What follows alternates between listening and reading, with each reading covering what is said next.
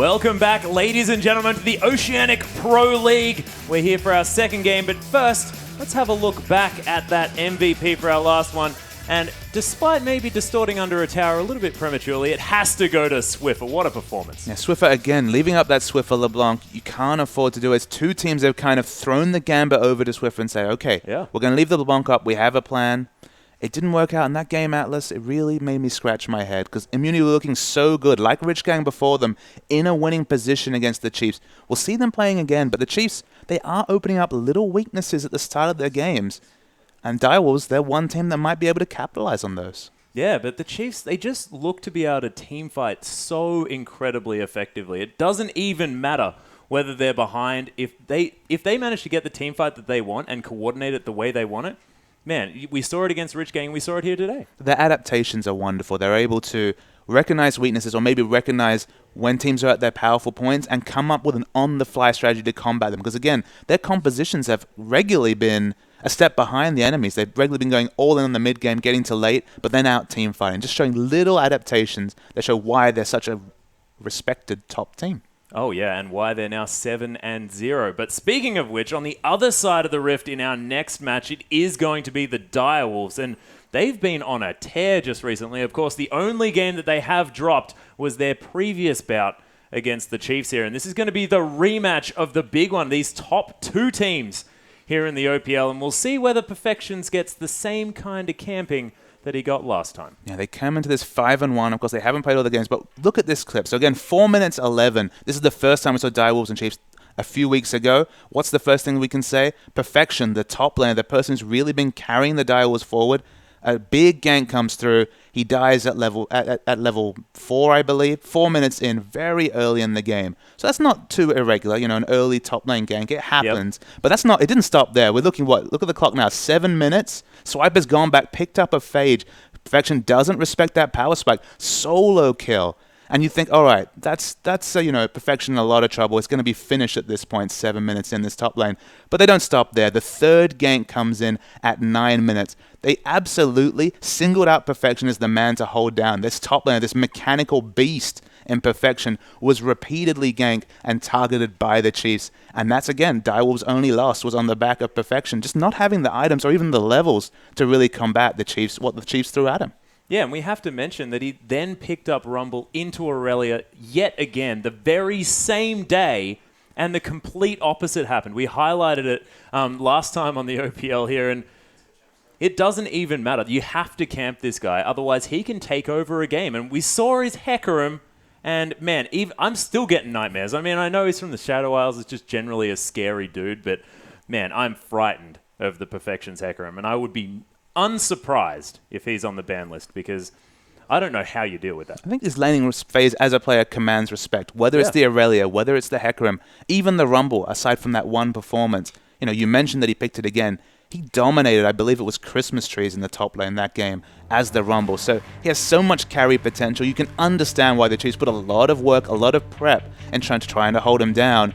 And the respect doesn't stop with all this talk. The first ban is the Hecarim. Oh, yeah. And then the top lane respect continues with Scion being taken away as well, of course. Direwolves not wanting to see the immortal top laner in the hands of Swiper, who is arguably himself a very formidable top lane opponent. And it's actually just one of my favorite matchups in the whole of the OPL is Perfections versus Swiper because they're so clearly the best in their craft. The king of the meta versus kind of the perfectionist. That's terrible. I don't think these things through. I just say them, and sometimes everyone's shaking their heads. I'm sorry, guys, but he's so on my form. Head with respect. It's the mechanics. It's the mechanics that really separate him from other people. That's not to say Swiper isn't a great mechanical player, but it's what Perfection's all about. Even in normal games, I've played with this guy. He's always taking it seriously. He's always trying to make himself a better player, whatever the venue. And it shows his CS values, his average CS, about 40 to 50 above the opponent. He's really on form.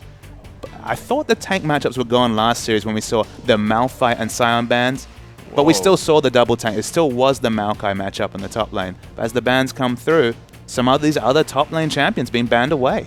Oh my goodness, and I wasn't expecting this. Word on the street after Raidier's first Kalista match was that he probably wasn't going to play that champion again. Of course, they still did win, and things went great, but just wasn't a thing that they wanted to gamble with another time. But It is going to be locked in here for first pick, and that could actually just be aimed here at King, because King has shown a whole lot of prowess on basically anything he's been on. His farming is incredible, and his teamfight control, and especially his mechanical play in these 1v2, 1v3 situations that we saw in the OPL power plays. Man, he's just very, very strong. I mean, Callista's definitely a gamble. We've seen Callista's lose in the OPL. We've seen Callista's held down in lane, or a super tank being able to deal with it, because you have to remember, a lot of the super tanks are banned out this game. And the thing about Callista is there's some champions who have a high upside, right? That's just the natural state of League of Legends. There'll be some champions who have a tough laning phase, and they can potentially do things in the late game. The things Callista can do in the late game, those Ren sets, they can win games. So you can see the amount of upside there justifies the risk in the pick. And even if Radia, maybe you think of him as a Corki player, not a Callista player, why not go for something that has that upside to win them a game against top opposition like the Direwolves? Yeah, and speaking of top opposition, they have made a very intelligent next pickup in their first round of picks here. Of course, Jarvan being taken away, and Spooks, he's got a lot of his victories on that Jarvan. Of course, was banned away in the last game, but 3-0 on that guy. And Soulstrike's going to take that one away, but Morgana being picked up. No Black Shield available for this Callista, and that is a big deal. And you have to think the Morgana probably would have been taken away by the Chiefs just to combine with the Callista, as you say, so it's a smart adaptation. Of course, they have the flexibility of playing it in another lane. If I'm not mistaken, the last time these two teams met, was it the mid Morgana that came out against the Chiefs? So there is flexibility, but you throw your hands up because you see a certain Swiffer champion come through. Yeah, how? What? People... Calm down, okay. Use your words. Use your words. Come on. Slowly. I just don't know how you leave Ahri up when Swiffer is in the game. Okay, just remember, 5.3. So it's not superpower, let's win every lane, Ahri. It's still very strong blind pick, Ahri. So they've committed to what? Ostensibly, their jungler, their AD carry, and their mid laner. So they will potentially be able to perhaps counter pick the top laner, which makes a lot of sense. But Direwolves, especially after the last situation, you can see the top lane counter pick coming to Perfection. Yeah, well, Perfection can do whatever he likes now because he's seen the Maokai, and even Sharp, I mean, he's in, no way inhibited from his choice. I mean, he gets to decide what he takes against Ahri. Skill matchup, most likely. They're in that mid lane, and they've decided to leave it. And King, he's going to lock away the Cogmore. Wow. Actually, have we seen a Cogmore this season? Maybe one in the OPL? None? None in the OPL. The control room is saying one. So Cogmore hasn't been a big pick. You can see they got Janna Morgana, so definitely the peel is happening already for the Direwolves. They do have the makings of a Protect the Cogmore comp. You just have to wonder, well, I mean, the Morgana is definitely going to a lane, and we've just seen Perfection absolutely run over a top Morgana as Hecarim. So will it be the repeat of the Morgana mid for the Direwolves? Will they leave that counter pick up for the top laner? I'm not sure right now, but I guess probably the biggest surprise to me, we didn't even mention some of these bans, the Xerath ban by Chiefs and then locking in Ahri.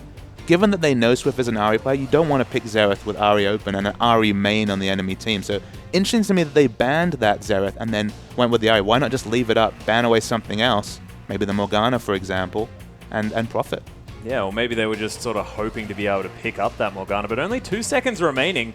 Chiefs taking their time making their decision. It is going to be Lee Sin and Leona locked away. Of course, Rosie's seen a lot of success. One of the champions that he's played more than once already, which is exciting. Going to be the 3rd time on that Leona, of course, with a 100% win rate, but every single game they have a 100% win rate, so doesn't even really matter that much. And Spook's back on a very comfortable Lee Sin. And this guy has been sitting on Jarvan, Lee Sin, and Rek'Sai just this whole time. He's like, yep, okay, top meta, we're fine. I actually said this last time. It was Lee Sin twice in the first week, then it was Rek'Sai Jarvan, then it was all Jarvan, now all Lee Sin. So he's a streaky player with these picks. He does wonderful things with the Lee Sin. He bossed around that early game.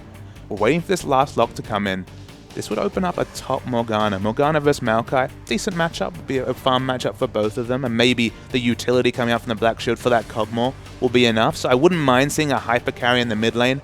It's a skill matchup to go Cassio. It's an aggressive choice to go Cassio. This is literally saying, King, please carry us to the promised land. Carry us to this big victory. And they're going to lock it in. This is some CLG-type team comp making, ladies and gentlemen. The Lulu for the Wild Growth and the Whimsy Shield. You've got Janna for Shields for days. You've got the Black Shield coming from Perfections now on this Morgana, and I'm really glad that it wasn't sharp. Of course, the last time these guys faced off against one another, it was just Swiffer owning the show, because not a lot Morgana really does as far as impact in that lane. Just wants to farm it out, and Swiffer just had his way. I would have been very surprised to see them, pick Morgana into Swiffer a second time, because again, allowing a playmaking player, a playmaking champion, and the chance to really take over a game, it didn't work out for them. So, seeing perfection on Morgana top is a big surprise, I guess. See him go instead of being the Hecarim or the Aurelia, those champions that can take over a game, going for the more passive option. It's so many eggs in King's basket. Can you really blame them, though, given he's top of the MVP ratings,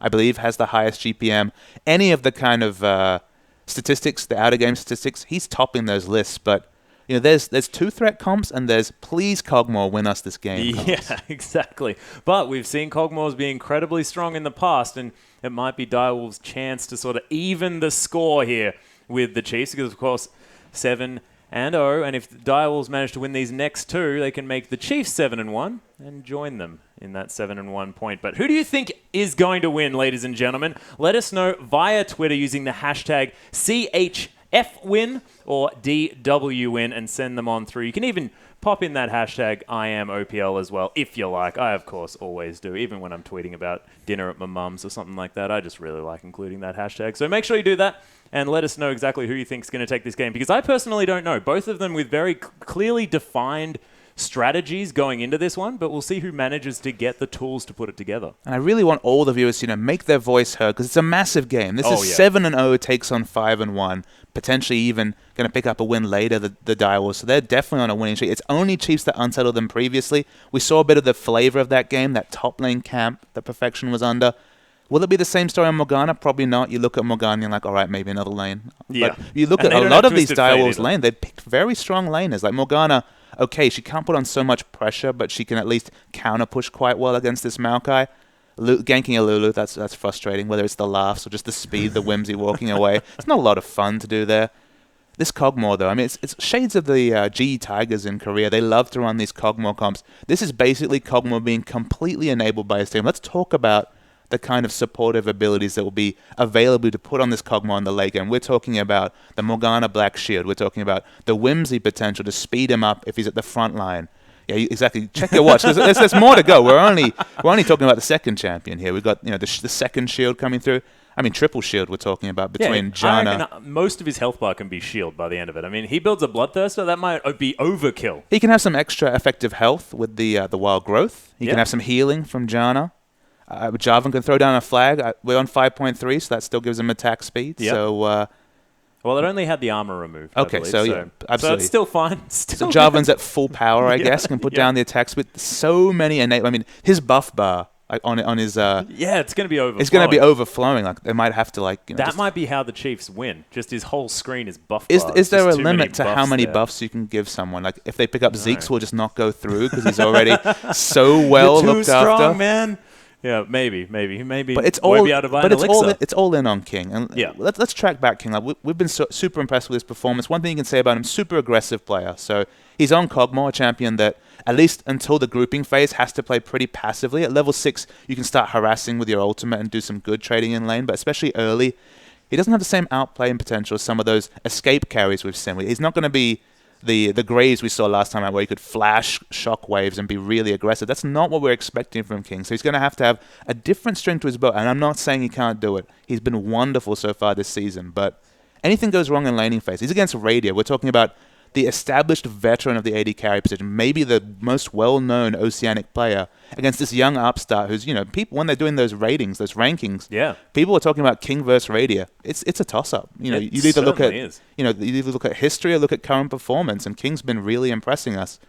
Still, they're fully committing to him. Oh, they most certainly are. And the interesting thing here as well about this AD carry matchup, just before we hop into the game, is Radia had his opportunity to pick up that hyper carry. He went for the Jinx, sort of the long range, a lot more AoE potential in this Cogmore, and now it's King's turn to try his hand at this sort of ultimate hyper carry champion in Cogmore. A little bit more single target, but massive tank bust potential. And you have to think that with a Maokai there who was... He tends to become immortal, let's be honest, in the late game. We saw Swiper on him in the last game, and that was just terrifying. And if that happens again, it might be good night here for the Direwolves. But we are onto the Rift, ladies and gentlemen, with the Chiefs taking on Direwolves. The Chiefs are going to be on our blue side for this matchup, of course. The second time we've seen them, and now switching sides. And we'll see whether that side is going to change anything here as the Direwolves try and answer back for their early loss. Yeah, what a tasty reverse matchup to kick off the OPL second round, you could say, between these two top teams. Super exciting stuff. You look at Chiefs' lineup, it's much similar to the lineup we saw last game. Of course, Maokai and Lee Sin, that hasn't changed at all in terms of the top side of the map. What you can confirm, though, is the Chiefs' same sort of plan. They want to pick up the early dragons, they want to pick up the early turrets and rotate. They do have a bit more late-game hyper carry as we see them invading. But in the late game, so much available to the king. If he can get a certain item threshold, the amount of shield is going to be insane for Chiefs to kill him. Yeah, and beautiful warding here from the Direwolves. They spot all the members of the Chiefs out as they're walking through their jungle. The dive probably not going to be looked for here onto Perfections because, of course, if that Dark Binding lands, there's going to be a very uncomfortable member of the Chiefs getting killed by a tower, you have to think. Worth noting, he has not skilled an ability yet. Smartly, of course, waiting till the laning phase starts. Black Shield might be his saver, but Chiefs, they've got all the vision down. Doesn't look like they're going to go for anything too crazy, but maybe even the 4-man proxy. Who's to say that they've forgotten about Perfection? Maybe this is still their big plan. Oh my goodness. If this happens, I'm going to be very, very confused. But it looks like a lane swap is most definitely what is in the minds of the Chiefs, as Radier is going to be here on the top side. Has actually forged a pact here with Rosie as well, but Rosie, of course, not going to be in that lane, just going to be helping with this red steal. And that is going to be Soul Strikes immediately moving over and trying to start off at the red buff on the opposite side. So smart pathing here, making sure that Soul Strikes doesn't get himself too buffed. So let's dissect what's happened. We haven't seen a lot of lane swaps in the OPL, but we see Radier's 1v1 against Morgana. That's what we've ended up with. And again, what have we said about Morgana consistently? Low pressure in lane, low kill potential. So the hyper carry is going to farm very happily in a 1v1 lane. It's going to be over-leveled in terms of experience. It's basically nothing Perfection can do. It feels a lot like the Hecarim versus Morgana matchup, but with the range and the Chiefs. I mean, they're juggling the turret. They're going in. Yeah, there's actually the Flash Twisted events come through. First blood almost instantly as Swiper happily tanks it up. And we were talking about whether or not he was going to get camped. Of course he is. Wonderful play from the Chiefs. This is such a different feel than the OPL has shown us so far. They're not stopping with Perfection. They want to run him down. They certainly do, and it's the fast push strategy on here as well. It's been a long time since we've seen this here in the OPL, but it's going to be happening once again, and the Chiefs going to continue with that gold lead and maybe just trying to accelerate this game to the point where King never going to have that opportunity to be that hyper carry for his team that they need. And when we ever talk about these kind of late-game focus comps, whether it's a Jax top lane, whether it's a real hyper carry, there's always the potential that the game, as you say, is over before you can put into effect the grouping strategy. If you show up as a grouped 5 without enough items and levels to actually support this Kog'Maw, the whole comp falls apart. It's going to be a trade of turrets, you'd have to think. We see Kog'Maw's pushing very aggressively in the bottom lane. Of course, no teleports have come through. Maokai's never shown his face in the bottom lane. But the Morgana especially is going to be hugely smarting for items. Oh, yeah, and you can see Raider actually farming a little bit more effectively here, unharassed in his lane, as opposed to King in the same position here on the bottom side. That is going to be able to catch right back up as Radiant maybe going to be moving towards a more standard laning situation now. And what do you sort of do? When you go for this fast push strategy, do you involve your whole team in the next tower push effort? I mean, there's kind of different schools of thought. Like Direwolves, for example, when they saw 4 men revealed in the top, they could have gone for the early dragon because they have the Bio-Arcane Barrage from Kog'Maw. It does help them take the dragon. They could have trade tanked and picked it up knowing they committed 4 men to the top wave. You look down Chiefs' lineup, they do have 2 quite good ranged auto attackers, but not the best turret damage. Soul Strikes is in trouble. Yeah, Spooks has caught him out here. Black Shield not going to be enough. Can't even go to a tower. Spooks just flashes after him. There's the sapling as well. Pounded into the ground with the Tempest. And Spooks with his second kill of the game. And nothing Morgana can do. And that's what Direwolves hope is not repeated as we move into this game. As Morgana, a strong laner, a safe laner, her lane's basically been destroyed already. She has no turret to retreat to. as in the top, Spook's not had enough. He's going in again. Oh my goodness, that juke into the resonating strike was beautiful as Perfections needs to wait for the Dark Binding cooldown, and Spook's just not letting Perfections have a good time, blowing the flash there to get out of the way of the Sonic Wave intelligently, because I think that would have been his life. In the bottom lane, the King's taking a lot of damage. He might fall. Yeah, the heal's going to be used there. That's going to save him. Radiant, oh my goodness, those couple of Rens might have been enough, but it was already on cooldown. As the Chiefs continue the pressure here on the bottom side. And Rosie, you have to think that could have been started by a Zenith Blade coming through from this Leona as well. It's a very scary combination if you want to be hard engaging onto your opponent's Chuffer. That Howling Gale going to go wide. Oh, the arrow comes through as well. The slow is going to come down. That's a max range Zenith Blade, but Rosie just gets a flash for it. You have to mention, this is Chuffer we're talking about. It's one thing we haven't talked about is this, the prototypical engage support, the mid laner, the AD carry who's now converted to support. He's on a disengaged champion. This is not something we'd usually expect out of Chuffer. He's been so much at home on Annie for more the engaged style of support. Struggling a bit in trades there. And coming back to your point about it being on cooldown, Radiant actually had Rend available. Wanted to secure that last auto attack to guarantee the Rend kill. Of course, so hard to estimate the amount of damage you put out. So it was a smart flash from King just out of range to get the execute. He'll be kicking himself for not maybe taking a risk, but the result, King lives. He does 9 CS behind at this stage, though, and of course doesn't have that assist to his name. We've got Dragon being looked at here from Chuffer, just trying to get some wards down as Soul Strikes clears out this mid lane for Sharp as he comes back. Very even here in the middle of the map. But Swiffer with a slight item advantage coming back to base. Does have that Fiendish Codex as well. Going for the Merlinomicon in response to the Athene's Unholy Grail that does seem to be the pickup here for Sharp, although he might be going for a Mikhail's because, of course, they are very focused on keeping this Cogmore alive. Spooks has actually snuck into the bottom lane. Oh, he's going to find Chuffer, but doesn't have the kick. Just going to safeguard over the top of him just for style points. Doesn't land the Sonic Wave, though. Unfortunately, as Radiant makes his way back to the lane and says, Spooks, what are you doing here, buddy? We're talking about advantage. Perfection actually only just dinged 4 in the top wave. Finally, the wave is pushing into him. Direwolves, the jungler in particular, Soul Strikes, needs to put up some green walls just to give some defensive cover to perfection. It's another first 10 minutes of camp coming out from the Chiefs. And Morgana, a safe laner, still with Black Shield to walk out of a lot of CC, is 13 CS behind a Maokai that just started laning about 2 minutes ago. Yeah, one thing I guess we could mention is the fact that Spook's behind a little bit in the farm just because Soul Strikes has been rushing towards that level 6, trying to get that Cataclysm as soon as possible. But First Dragon easily taken just right under the noses of Direwolves. They didn't even care. Chiefs just well in control of this game at this stage. A kill is about 13 CS, so worth noting he's actually ahead in gold by about 400, so he's doing just fine as Spooks. Doesn't have as much experience, but Lee Sin in the early levels does a lot of damage, so he's doing just fine. It's the Morgana that's smarting. It's Perfection again, who's kind of struggling for relevance, and the team needs to work together to help him. They tried leaving him to the Wolves. That's again a bad pun, but leaving him to the Wolves last time, and there's nothing he could do when on the Rumble against Aurelia. In this situation, it's not the matchup so much as the map movement coming out from the Chiefs. They need to give him some wards, just help him get to a relevant position by 20 minutes, not by 30 or 40. Yeah, but at this stage, Swiffer have been very quiet. Do you think that it's going to be sort of when the Chiefs decide to move around this map, utilize their comp that is very strong towards this middle stage of the game, of course, before the Direwolves really start grouping up and utilizing King after he's got that Trinity Force, maybe even that Blade of the Ruined King in order to do some damage? Do they need to be utilizing this Ahri in that sort of mid-game that is approaching?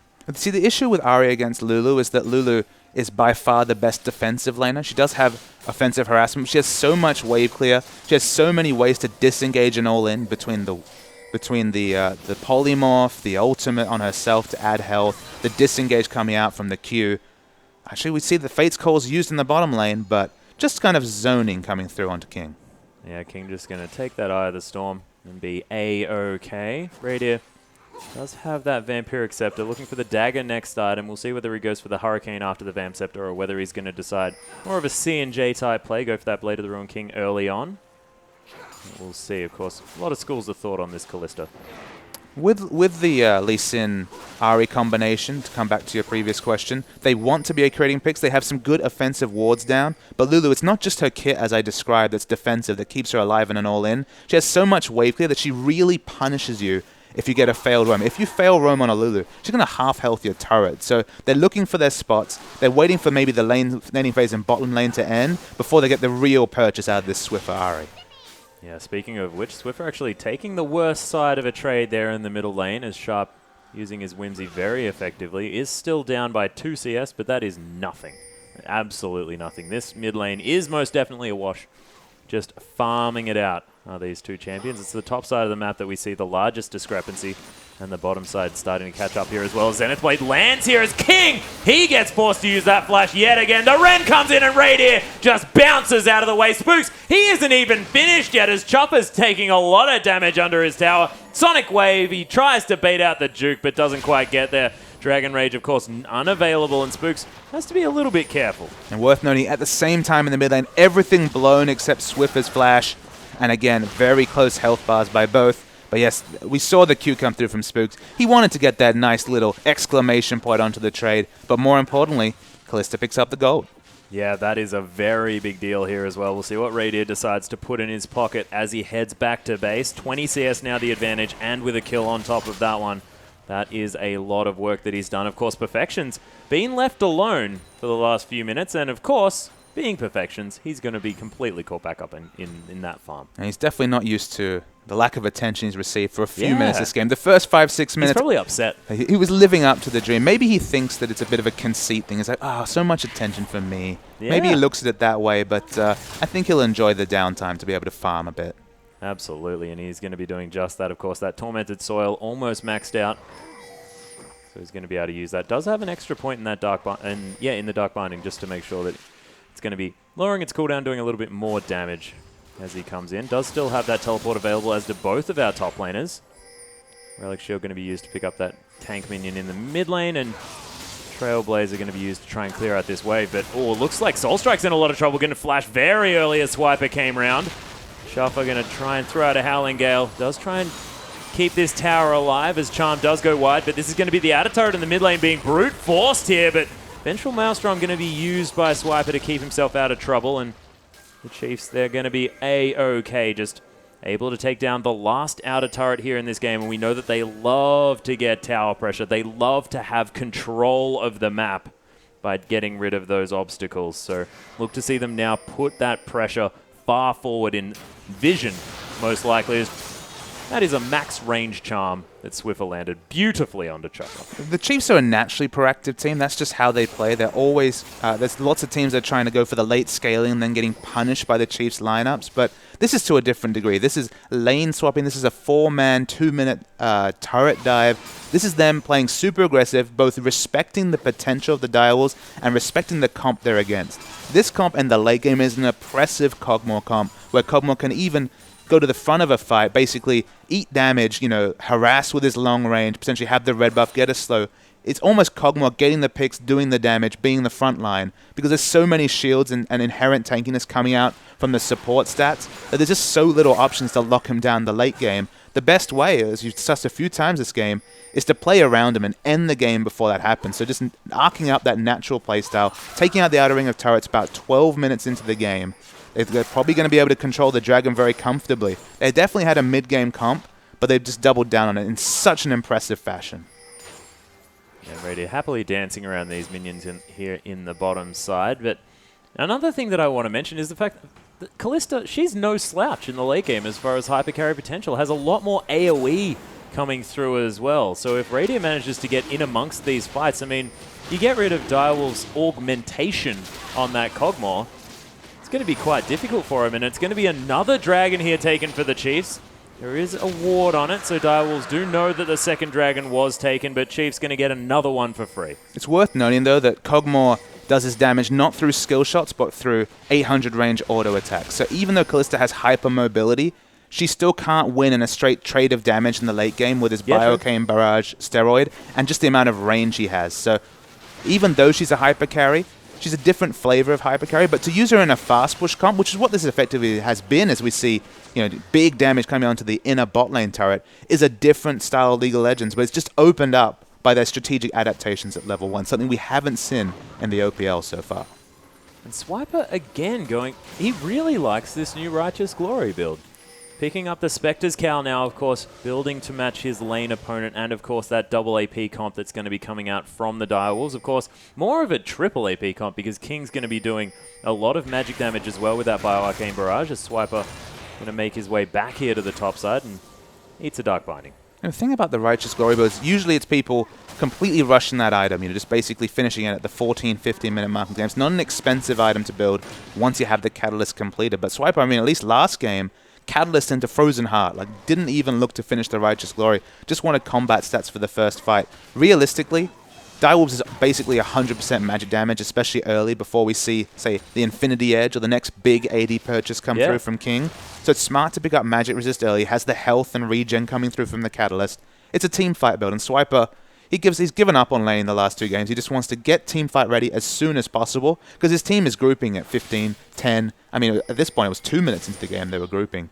They're just grouping so much that the other team just never gets time to settle. Yeah, it's true, and you can see Spooks again putting the pressure on over by these Raptors. Swiffer, of course, very close by. Spooks and Swiffer spend a lot of time with one another, especially on the Rift. Darwell's going to try and sweep out and check for any wards. They do miss the one there in that Raptor camp. And Soul Strikes, you can see, he's terrified to enter his own jungle right now. With a lot of reason. He does have the ranged ability to check brushes with the flag, so that will keep him alive for now. He's actually going for the Skirmishes Saber. You have to mostly to negate the damage coming through from the Callista.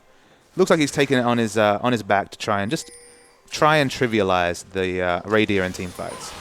Yeah, but you can see Chiefs again with a beautiful rotation now to this topside inner turret. Perfection's trying to clear out the wave as desperately as he can, but the next one comes in. Dark Binding goes wide, and this inner turret, it's gone before the Direwolves even managed to react. Yeah, they need some reactive shot calling here, Direwolves. They're letting these turrets fall without rotating any of their wave clear. Kog'Maw's wave clear, not wonderful, but they've got Morgana, Lulu. They've got a lot of ranged wave clear that can come through, and of course Lulu, not many champions, barring maybe Sivir, move between lanes as fast as a Lulu. They should be able to react to these pushes from Chiefs and at least hold off. And so much Global Gold going across. Of course, Global Gold, we'll look at the supports. 700 gold is the advantage for Leona. That's purely from Global Gold. Yeah, and so that's just all of those turrets going down as well now, considering the change with that Dragon, which Chiefs now have a monopoly over, you have to say. Well, there's no room for Direwolves to get. At this point, an aggressive ward for the Direwolves will be at the Dragon. It'll be at the halfway mark of the map. They're never going to get anywhere near the enemy side of the base because this game is being completely played at their Raptors, at their red buff, at their inner turrets. And you're correct, the Chiefs, you can see Spooks happily farming away the enemy Raptors with no vision whatsoever required because he's got no pressure. Now, the question is here, because there's a lot of standing gold, of course, it is a 4,000 gold lead at this stage approximately. But do the Direwolves is their mindset, okay, this is fine, we're at a deficit, but we've got the Kog'Maw, we've got the late game potential, just farm it out. You can see their lanes, they've all equalized, apart from maybe that bottom side because Radier just managed to do a whole lot of farming. But, are they just more than happy to sit back and let their team scale? I think realistically, they're talking loss minimization like you are. They're talking, all right, we still got the comp. We've only put away 4 kills. It's not a huge gold lead. The turrets are not helping us. We've got this in the late game. But how many teams, even the first game of the OPL. That crit was gigantic coming through onto Radier. He was almost 3-shot by King. Yeah, you can see King does have that damage potential. It will come. But to answer your question again, it was Legacy on the first match of the OPL who picked a late game comp against the Chiefs, and they were punished for it. And so many teams have done the same thing and been punished. So how risky is it to choose that reactive option, to have that reactive shot calling when the Chiefs have answered all teams that have tried to do that so far? Speaking of which, look at this catch onto Sharp. Wild Growth going to be used onto him as Soul Strikes comes in trying to get the catch. King, he gets knocked up, but Soul Strikes gets booted into his face. A double knock-up, though, to come through here on the backside. Perfections picking up Radier, though. That is catastrophic for the Chiefs, as a lot of their damage now missing from this fight. Chuffer so incredibly low. Rosie wants to get something done. The bloodthirsty support himself, but he takes a Dark Binding for it. Soul Strikes wants to come back, but Swiffer picks it up.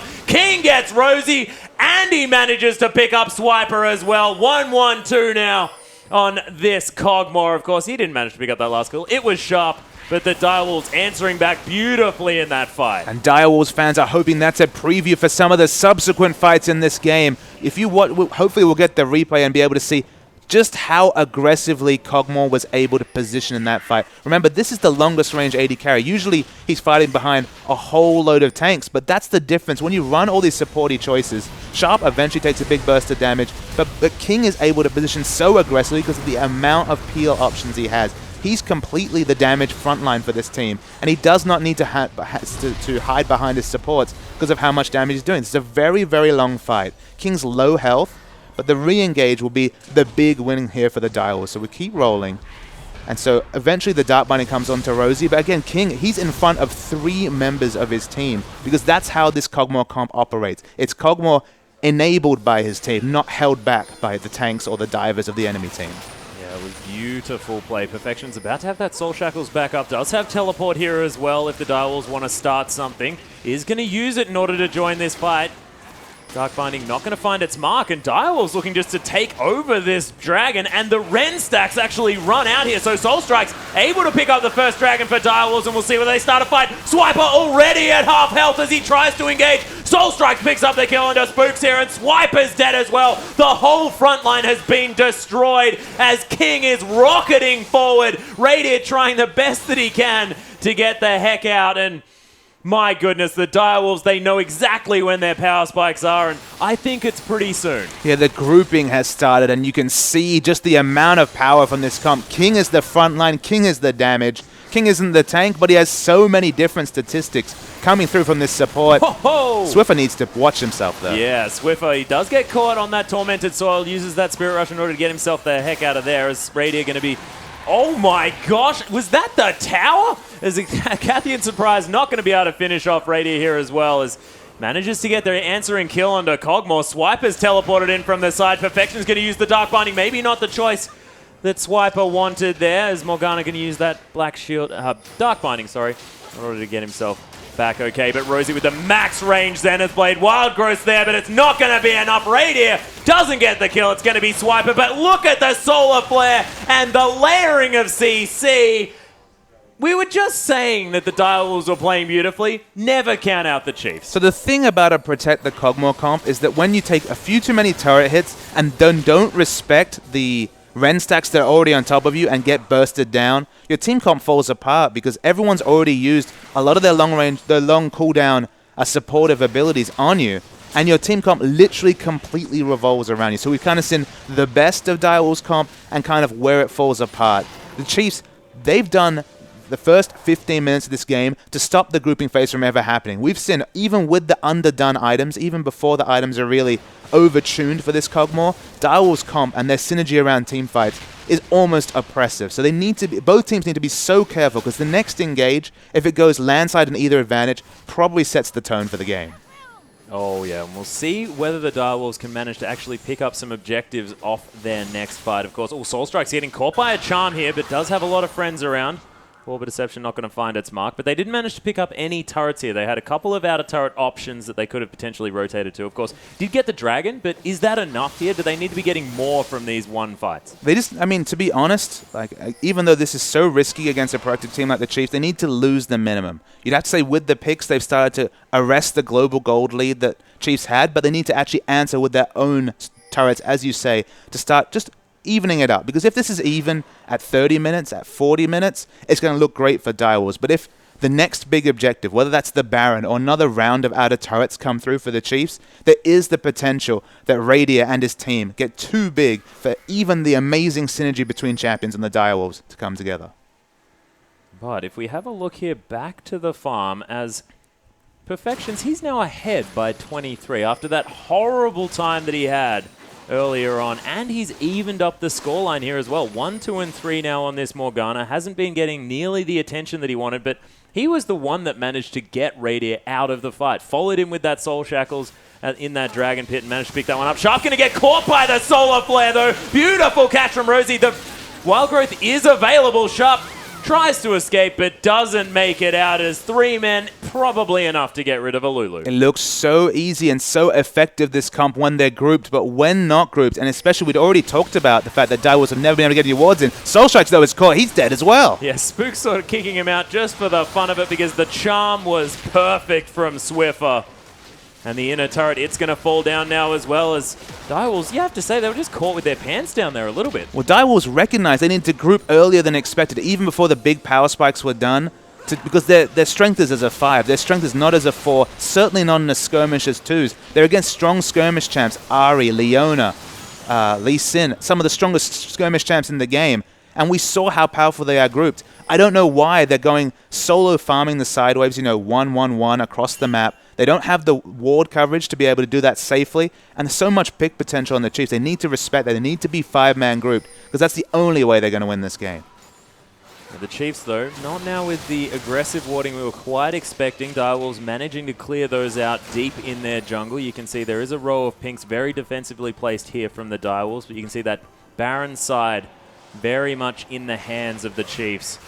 As Radiant now trying to clear out this Raptor camp. Does have that Blade of the Ruin King. You have to think that the Bloodthirst are going to be coming through second. Very, very helpful having a lot of lifesteal on this Kalista. Make sure you can stay up in the face of your opponents and just get all of that lifesteal happening and keep yourself alive. You have to remember, though, that the front line of this Direwolves comp is Kog'Maw. It sounds so counterintuitive, but because you can empower that Kog'Maw so much, because he has some self-peel and then has so many supportive items, he's going to be the one at the front. He's the one Radia kind of has to break through, and he cannot stand up to all the support items and just the amount of trade damage Kog'Maw does. He's so strong from level 9 onwards once you pick up some attack speed to support that Biocane Barrage. I mean, the Infinity Edge and any big items that complement the Blade of the Ruin King is just completed will be kind of the death knell for Radia and trying to deal with that Kog'Maw. So again, grouped, I have to give it to Direwolves, but I mean, Chiefs have come back from big disadvantages. There's 7k gold ahead, we have to remember. And the Direwolves,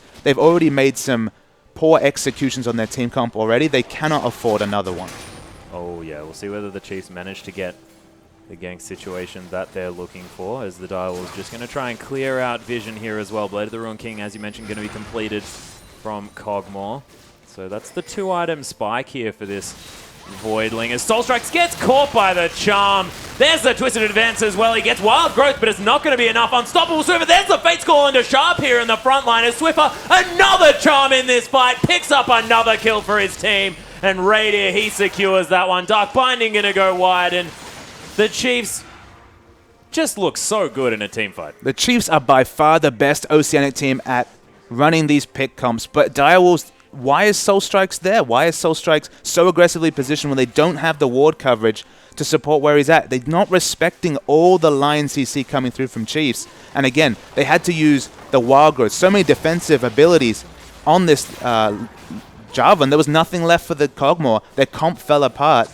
They need to, again, double down, group, only move where they have vision, maybe even exclusive vision and pink wards. Okay, you give away dragons in that strategy, but this comp, it keeps falling apart because they haven't been able to get the correct ability usage so far. It's been a little bit unfortunate. The Chiefs now able to pick up, I believe, their 3rd dragon of the game, if I'm not mistaken.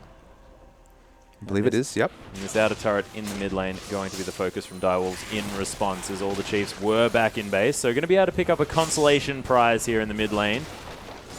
And with that extra movement speed, the Chiefs are going to be very happy. This dragon stacking up quite nicely for them. Direwolves now aggressively positioned in the enemy jungle, just trying to get some vision through. Flag and drag for Soul Strike's just going to help him on his way out. And outer turret might be picked up here on the top side as well. So proactive play coming through from the Direwolves, and this is exactly what they need to be doing. They need to be moving around as a team and forcing the Chiefs' hand, but if you force the Chiefs' hand, they're probably going to take your middle inhibitor. And that's kind of the issue, is that committing 5 members to take an outer top turret that was full health is a false choice left for the Direwolves now. Either they can base quickly and hopefully keep up the turret, or the Chiefs can be smart, bluff going mid, and try and pick up an uncontested Baron. Only Morgana contest. She has the... Oh, well, she's in trouble. Oh my goodness, and beautiful use of that Orb of Deception to get rid of the Black Shield as well. Perfections is dead, and so is the Baron.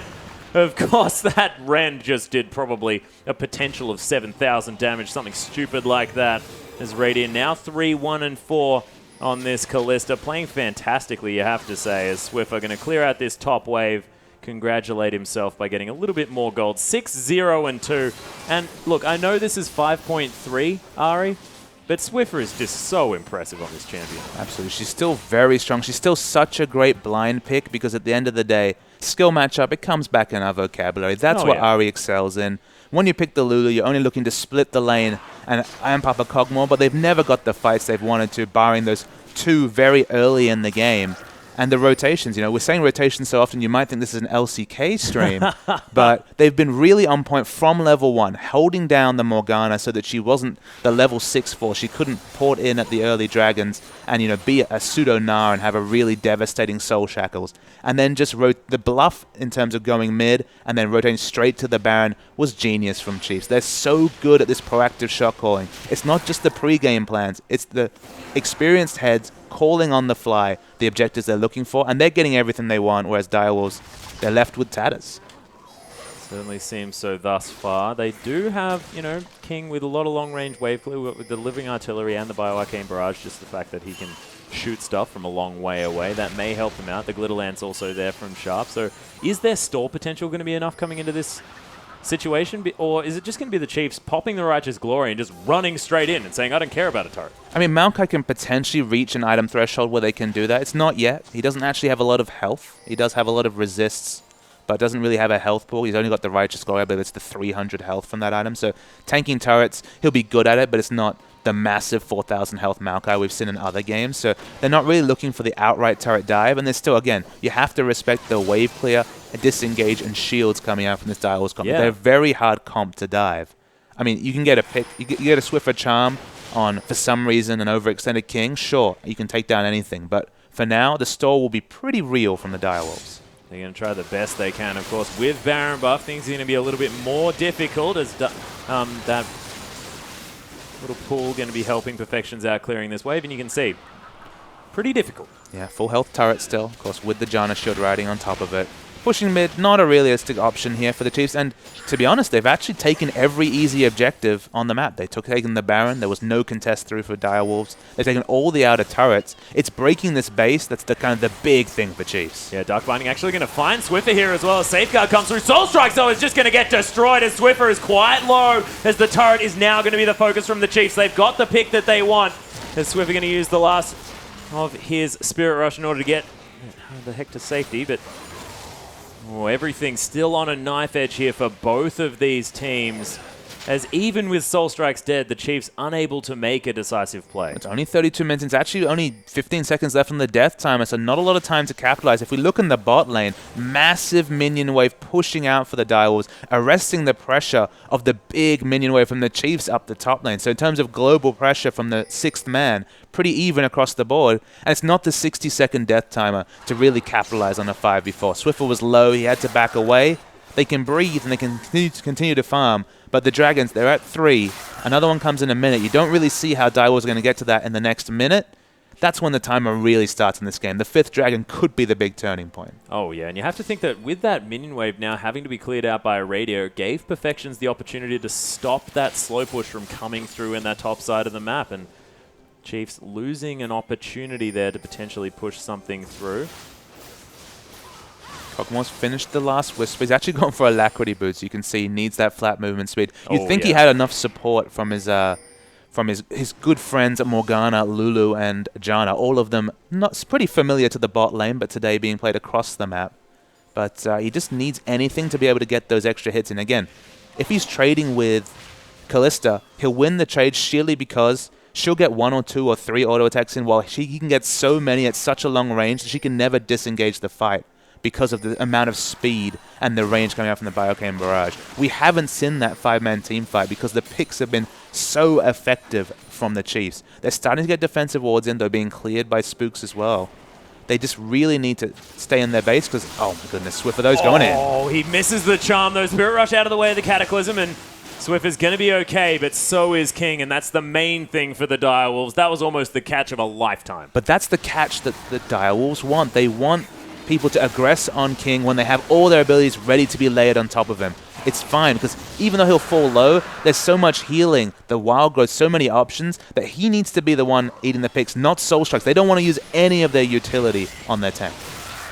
They are going to have to give up the 4th Dragon here, though, as the Chiefs going to prepare for their 5th one coming through in the next 6 minutes, and that might be when the Chiefs can actually break the base. I mean, we're talking about this quite a lot, but Direwolves doing a fantastic job making sure their turrets stay standing next to their inhibitors. It's just such a counterintuitive comp. As the GE Tigers have been showing the way with this Cogmore comp in the LCK. It's all about Cogmore doing everything, being at the front, in the aggression. It's the reason why they've been falling down is because the picks have come onto Soul Strikes twice, once in the mid lane and then once close to the base. They don't want to use any cooldowns on that person. They need their Cogmore to be their frontline and have a decent item timing. Okay, he doesn't have the Infinity Edge they were hoping for, but he will be shredding any members of the Chiefs if he lasts long enough. So they just have to watch their positioning, get the defensive wards down, pinks if preferable, and ensure that any team fight happens on their terms, i.e. with the Cogmore, and just layering all their support on top of that cute little Void monster. Speaking of the cute little Void monster, he is on his own here just a little bit. Not a lot of vision extended forward here for the Direwolves, so King has to be a little bit careful. Lucky for him, no lane ward behind him, so they have to at least respect the potential of there being a load of supports in his pocket. Yeah, but now they have finally made their way around, but Perfections might be caught out just a little bit. Doesn't have that Zhonya's Hourglass, and yeah, Perfections, you're dead, and Swiffer, you're legendary. Again, every time they don't group, every time they disperse, picks come through and the Chiefs win a fight. And it might continue here. 35 seconds available. Chiefs, I don't think they can brute force down a big objective, but damned if they're not going to try. And look at the decorations that have been set up here in the red side jungle of the Direwolves. Oh, there's the flash twisted event. Sharp gets exploded. Two-man knockout going to come through from Soul Strikes, but the fight is on for the Chiefs, and the Direwolves are running for their lives. The inhibitor goes down, and my goodness, they get the pick and they get the fight, and all over. The flash twisted advance completely took Sharp off guard. They're not respecting ranges. They're not obviously timing that flash and knowing to respect the 900 range engage, not the 400 range engage from that twisted advance. They're going to pick up a second Baron from this. And again, this comp is so good because it stalls so well. But when you lose top inhibitor, a lot of that stall potential goes, and King is face-checking perhaps too much. You got to be very, very careful. But as you mentioned, he's got a lot of support, and Swiffer in a lot of trouble. Doesn't have that Zhonya's Hourglass available. Orb of Deception going to be thrown over to the Baron, and is going to be able to secure the Baron for his team, but has to think twice before going that aggressive onto King. Every time it works for the Chiefs is when they pick someone that's not King. Every time they pick King, the trade damage probably surprises them a little bit, but the question is, why is Perfection overextended in farming with no defensive wards to protect him? Why is Lulu too close to a Maokai? Like, they need to respect ranges and understand that their crown jewel, everything about their comp is King. But both kills happened with King not grouped. Yep, that is the thing. As Void Staff going to be completed here from Swiffer as well. He has 4 huge items. Going for that Zhonya's is his next one, you have to think. And he is over 100 CS in the lead on his lane opponent, because of course Direwolves, they have to funnel all of the possible resources onto King. Yeah, we shouldn't talk about gold. It's 5,800 gold advantage just for Swiffer. Okay. So that's 14,000 gold. A third of that goes to Swiffer's pocket. The Ahri is very strong. You have to wonder if there's enough support, even in abilities, to protect from the charm that's coming through. But the stall is back on. But Chiefs, they're very aggressively positioned. They are. That top wave has been dealt with mildly from Perfections here on the top side. Eye of the Storm not going to be quite enough here, as this tower is starting to take a lot of damage. Last Whisper was completed from Radier here as well. This is 4 items on top of this Kalista, who's doing a lot of work. Has to go very deep, but there's the Solar Flare only getting the slow onto Sharp as Sonic Wave finds its mark as well. Charm not going to find its way in, but you can see still getting damage on this tower. Radier able to get it down very, very low, and you have to think this next push could spell its end. As Swiper, he's just going to pop the ult and go straight forward. The inhibitor's just going to be taken, and the Chiefs, this is the time when they can just brute force, because of course those super creeps, they'd entered the base. Yeah, absolutely. When this comp by the Direwolves is undone when they lose that first inhibitor, because they don't have the same stall potential. They have to eventually respect the super minions pushing into top. We saw the engage. The engage potential came through from Rosie. Who was it on? Was it on that Cogmore? That's clearly protected the Cogmore comp, but no, they respect the comp they're against. They try to keep picking off Lulu to force the ult on herself or kill her during that stun duration. The Chiefs, they're practiced even against this kind of off-the-ball comp. Oh, most definitely. And Baron now going to buff up that siege minion. Radier, of course, going to be the one to tank the tower, and they're just going to protect this guy. Living Artillery is going to try and clear it out as quickly as they can, but a secondary wave going to be coming through, and the Chiefs, have all of the power. Soul Strikes comes through, trying to force the engagement. He's immediately removed. Perfection's right up in that front line, trying to get the Soul Shackles, but he gets exhausted down. Radiant dances around the fight, and Swiffer gets monsooned out. There's the... Oh my goodness, King, you're so dead. And Chuffer has to run back to the fountain. The last inhibitor, the teleport to come through from Swiper here as well. And you have to think this is now game over in favor of the Chiefs. A beautiful performance, knowing exactly what they had to do. This was absolutely the best strategic performance of any team so far in the OPL. Unsettling this comp that the GE Tigers has popularized in such dramatic fashion from the level 1, from their rotation, from their insistence on looking on that pick on anyone except King. They were outthought by the Chiefs here, were the Direwolves. Oh, it was just beautiful play, and making sure that they got all the picks that they needed, and Swiffer not playing overly aggressive in lane. He waited until he had an opportunity to make things happen, and then just did awesomely. Oh my goodness, his play was amazing that game. We've got a replay just to show you exactly how the Chiefs did it. So we're going to see the replay. We'll roll the tape. Again, this is at the mid inhibitor. Again, it needs to be the engagements coming onto King, but King's at the back. Soul Strikes tries something, is dead instantly. There's no support ults to be used on him. That's not what they want to do. That's what they had to do, but Perfection, basically the three front lines are all already dead. King, he finally dies after living so long, but again, they unsettled this comp through strategic play. It was picking up that top inhibitor was such a big boon to them because we saw how good the stall was, but you know, with Perfection overextending, getting picked, that top inhibitor going down, the stall wasn't an option, and the Direwolves fell down. Yeah, and yet again, the Chiefs just deciding to go for the Let's Camp Perfection strategy, and it's working out beautifully. This time, Let's Camp Perfections get his tower and then force him to be behind in farm for an incredibly long time. But ladies and gentlemen, we're only halfway through for our first day of the OPL, and of course, coming up, it's going to be Sudden Fear taking on Immunity, and we'll see whether Immunity can bounce back from a difficult first game.